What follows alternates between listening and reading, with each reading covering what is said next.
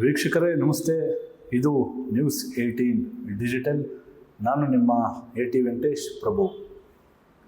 ವಿಶ್ವದ ಅತಿ ಎತ್ತರದ ಏಕಶಿಲಾ ಬೆಟ್ಟ ಅಂತಲೇ ಪ್ರಖ್ಯಾತಿಯನ್ನು ಪಡೆದಿರುವಂಥ ರಾಮನಗರ ಜಿಲ್ಲೆ ಮಾಗಡಿ ತಾಲೂಕಿನ ಸಾವನದುರ್ಗ ಬೆಟ್ಟ ಈಗ ಮತ್ತೆ ಮುನ್ನೆಲೆಗೆ ಬಂದಿದೆ. ಇಲ್ಲಿ ಪ್ರಮುಖವಾಗಿ ಚಾರಣಿಗರ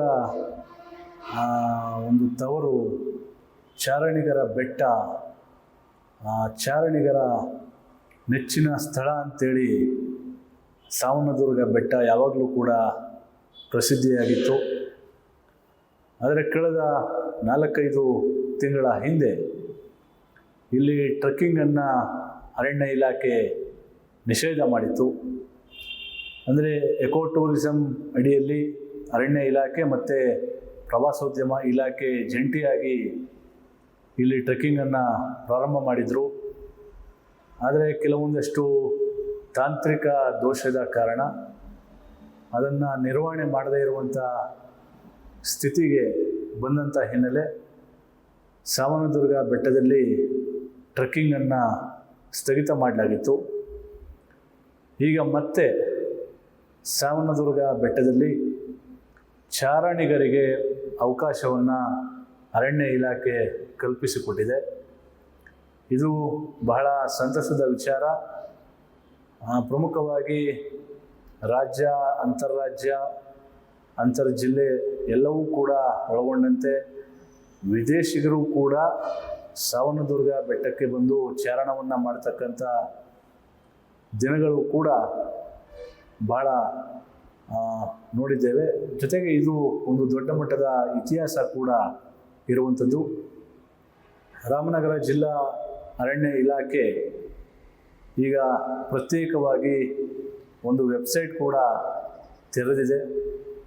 aranyavihara.com ಎನ್ನುವಂಥ ವೆಬ್ಸೈಟ್ನಲ್ಲಿ ಚಾರಣ ಮಾಡುವಂತಹ ಚಾರಣಿಗರು ಆ ಒಂದು ವೆಬ್ಸೈಟ್ ಮೂಲಕ ಅವರು ಲಾಗಿನ್ ಆಗಬೇಕಾಗ್ತದೆ. ತದನಂತರ ಅವರಿಗೆ ಅಲ್ಲಿ ಚಾರಣ ಮಾಡಲಿಕ್ಕೆ ಅವಕಾಶವನ್ನು ಅರಣ್ಯ ಇಲಾಖೆ ಕಲ್ಪಿಸಿಕೊಟ್ಟಿದೆ. ಇನ್ನು ಈ ಬಗ್ಗೆ ವಿಸ್ತೃತವಾಗಿ ಮಾಹಿತಿಯನ್ನು ಕೊಟ್ಟಿದ್ದಾರೆ ಮಾಗಡಿ RFO ಆಗಿರ್ತಕ್ಕಂಥ ಚೈತ್ರರವರು ನ್ಯೂಸ್ 18 ಜೊತೆಗೆ ಮಾತನಾಡಿದ್ದಾರೆ. ಸೊ ನಾವು ಇದು ಸಾವನದುರ್ಗ ಟ್ರೆಕ್ಕಿಂಗ್ ನವೆಂಬರಿಂದ ಸ್ಟಾರ್ಟ್ ಮಾಡಿದ್ದೀವಿ. ಸೊ ಇದಕ್ಕೆ ನೀವು ಟ್ರೆಕ್ಕಿಂಗ್ ಮಾಡೋ ಇಂಟ್ರೆಸ್ಟ್ ಇರೋರು aranyavihar.gov.in ಅಂತ ನಮ್ಮದು ಒಂದು ಆನ್ಲೈನ್ ಅಪ್ಲಿಕೇಶನ್ ಇದೆ. ಸೊ ಅಲ್ಲಿ ನೀವು ಬಂದು ನಿಮಗೆ ಯಾವ ಟ್ರೆಕ್ಕಿಂಗ್ ಬೇಕು, ಯಾವ ಪಾತ್ ಬೇಕು ಅಂತ ಸೆಲೆಕ್ಟ್ ಮಾಡಿಕೊಂಡು ಡೇಟ್ನ ಸೆಲೆಕ್ಟ್ ಮಾಡ್ಕೊಂಡಿದ್ರೆ ನೀವು ಆ ದಿನ ಟ್ರೆಕ್ಕಿಂಗ್ಗೆ ಅಲೋಡ್ ಇರ್ತೀರಾ. ಮತ್ತು ಇದು ಒಂದು ಇಂಪಾರ್ಟೆಂಟ್ ಇನ್ಫಾರ್ಮೇಷನ್ ಅಂತ ಅಂದರೆ ಯಾವುದೇ ಒಂದು ಟ್ರೆಕ್ಕಿಂಗು 2 ಡೇಸ್ ಬಿಫೋರ್ ಫ್ರೀಸ್ ಆಗುತ್ತೆ. ನೀವು ಪ್ಲಾನ್ ಮಾಡೋದಿದ್ರೆ ಅಟ್ಲೀಸ್ಟ್ ಮಿನಿಮಮ್ 3 ಡೇಸ್ ಮುಂಚೆನೇ ಪ್ಲಾನ್ ಮಾಡಿದ್ರೆ ನಿಮಗೆ ಆ ಟ್ರೆಕ್ಕಿಂಗ್ ಅವಕಾಶ ಇರುತ್ತೆ. 2 ಡೇಸ್ ಆದಮೇಲೆ ಬಿಫೋರ್ ಫ್ರೀಸ್ ಆಗೋದ್ರಿಂದ ನಿಮಗೆ ಆಮೇಲೆ ಅವಕಾಶ ಇರಲ್ಲ. ಬಟ್ ಇಲ್ಲಿ ಪ್ಯೂರ್ಲಿ ಎಲ್ಲ ಆನ್ಲೈನ್ ಇರುತ್ತೆ, ಆಫ್ಲೈನ್ ಯಾವುದೇ ರೀತಿ ನಿಮಗೆ ಅವಕಾಶ ಇರಲ್ಲ. ಸೊ ತುಂಬ ಜನ ನಮಗೂ ಬರ್ತಿರ್ತಾರೆ ಆನ್ಲೈನ್ ಬುಕ್ ಮಾಡೋದಲ್ಲ ಆಫ್ಲೈನಿಗೆ ಅವಕಾಶ ಕೊಡಿ ಅಂತ. ಸೊ ಅದು ಸದ್ಯಕ್ಕೆ ಅವಕಾಶ ಇಲ್ಲ. ಸೊ ಎಲ್ಲರೂ ಆನ್ಲೈನ್ ಬುಕ್ಕಿಂಗ್ ಮಾಡಿಕೊಂಡೇ ಬರಬೇಕು. ಪ್ರಮುಖವಾಗಿ ಏನು ವಾರದ ದಿನಗಳಲ್ಲಿ ಒಬ್ಬರಿಗೆ 300 ರೂಪಾಯಿ, ವಾರಾಂತ್ಯದಲ್ಲಿ 400 ರೂಪಾಯಿಯನ್ನು ನಿಗದಿ ಮಾಡಲಾಗಿದೆ.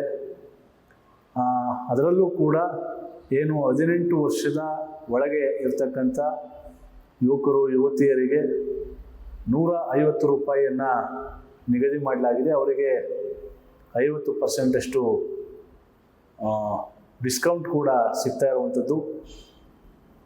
ಬೆಳಗ್ಗೆ 6ರಿಂದ 9ರವರೆಗೆ ಒಂದು ಬ್ಯಾಚ್ ಇರ್ತದೆ. ತದನಂತರ 9ರಿಂದ 12ರವರೆಗೆ ಮತ್ತೊಂದು ಬ್ಯಾಚ್ ಇರ್ತದೆ. ದಿನಕ್ಕೆ 2 ಬ್ಯಾಚನ್ನು ಮಾಡಬೇಕು ಅಂತೇಳಿ ಅರಣ್ಯ ಇಲಾಖೆಯ ಅಧಿಕಾರಿಗಳು ನಿರ್ಧಾರವನ್ನು ಮಾಡಿದ್ದಾರೆ. 10 ಜನರಿಗೆ ಒಬ್ಬ ಗೈಡನ್ನು ಕೊಡಲಾಗುತ್ತೆ. ಅಂದರೆ 10 ಜನ ಚಾರಣ ಮಾಡಲಿಕ್ಕೆ ಬಂದಂಥ ಚಾರಣಿಗರಿಗೆ ಅಲ್ಲಿ ಬೆಟ್ಟದ ಮೇಲೆ ಮಾರ್ಗದರ್ಶನ ಮಾಡಲಿಕ್ಕೆ ಒಬ್ಬ ಗೈಡನ್ನು ನೇಮಕ ಮಾಡಲಾಗಿದೆ. ಒಂದು ದಿನಕ್ಕೆ 300 ಜನರಿಗೆ ಮಾತ್ರ ಅವಕಾಶವನ್ನು ಕಲ್ಪಿಸಲಾಗಿದೆ. ಜೊತೆಗೆ ಪ್ರಮುಖವಾಗಿ ಯಾರು aranyavihara.com ಎಂಬ ವೆಬ್ಸೈಟನ್ನು ಅರಣ್ಯ ಇಲಾಖೆ ತೆರೆದಿದೆ, ಅಲ್ಲಿ ಲಾಗಿನ್ ಆದಂಥವರಿಗೆ ಮಾತ್ರ ಸಾವನದುರ್ಗ ಬೆಟ್ಟದಲ್ಲಿ ಚಾರಣಕ್ಕೆ ಅವಕಾಶ ಇದೆ. ಅತಿಕ್ರಮಣವಾಗಿ ಪ್ರವೇಶವನ್ನು ಮಾಡದಂಥ ಸಂದರ್ಭದಲ್ಲಿ ಅವರ ವಿರುದ್ಧ ಕೇಸನ್ನು ಕೂಡ ದಾಖಲು ಮಾಡುವಂಥ ಒಂದು ಕಠಿಣ ಕಾನೂನು ಕ್ರಮವನ್ನು ಜರುಗಿಸುವಂಥ ಕ್ರಮವನ್ನು ಕೂಡ ವಹಿಸಲಾಗುತ್ತೆ ಎನ್ನುವಂಥ ಎಚ್ಚರಿಕೆಯನ್ನು ಮಾಗಡಿ RFO ಚೈತ್ರರವರು ನೀಡಿದ್ದಾರೆ.